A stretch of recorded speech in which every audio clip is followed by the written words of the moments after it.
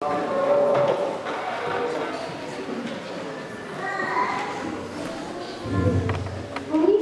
danes je zadnji dan pouka. Najlepši dan v letu. Cela teden se prepoznel po tem dnevu in končno je prišel. Še nekaj imam na tem prostolu, pa gremo dihati boljši zrak. Nič več domačih nalog, še manj skrbi o ocenah. Samo še igre in veselje do konca. Končalo se je našo leto.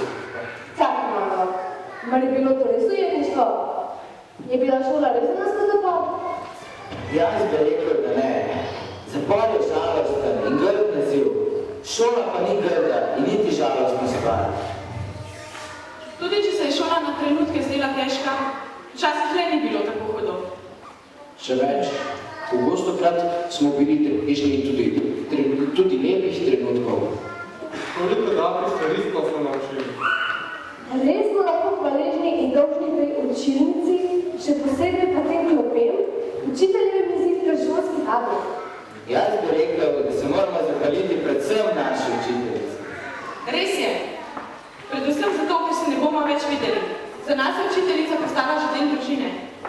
Olala, pa ja ne bomo sedaj še žalostni. Danes je zadnji dan pouka, za nas bi to moral biti srečen dan. Seveda, vendar, ni sramotno, ne? Če pa se nekoga poznavaš ali prečesta, če je žalost, če veselje zakripe žalostjo. No, potem pa pozdravimo to našo dolgočasno in obenem dragoceno šolo.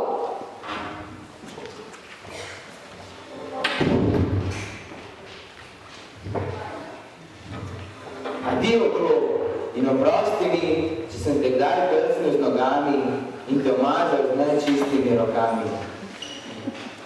Adijo, tabla. Kdo ve, kolikokrat sem te strašila s svojimi neznanimi napakami, ko sem jih pisala po tebi. Ampak vse veš kakšni smo učenci. Ah da, nasvidenje, učiteljiči na mizah. Kolikokrat si nas videla stati pred teboj, prestrašene, izmedene, ko smo bili vprašani.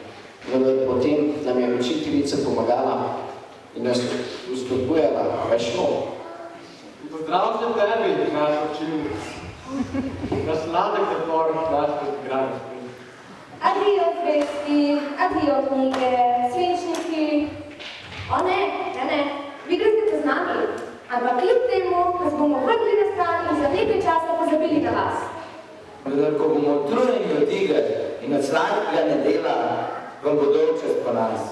Takrat se bomo zopet videli in vi nas boste spomnili na to, kaj smo se naučili med poukom.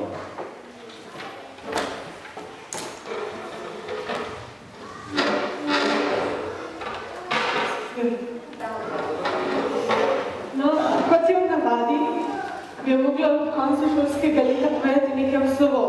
Toda slišala sem vaš pogovor in mislim, da ste že sami razumeli to, kar sem vam želela povedati sama. Prav nič nimam pripomniti k temu, kar ste povedali med tem, ko ste se pogovarjali.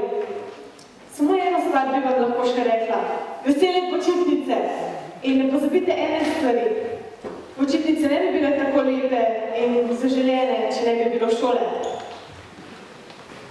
Hura za počitnice! Hura! Hura za naš razred! Draga učiteljica, nasvidenje tudi vam. In vesele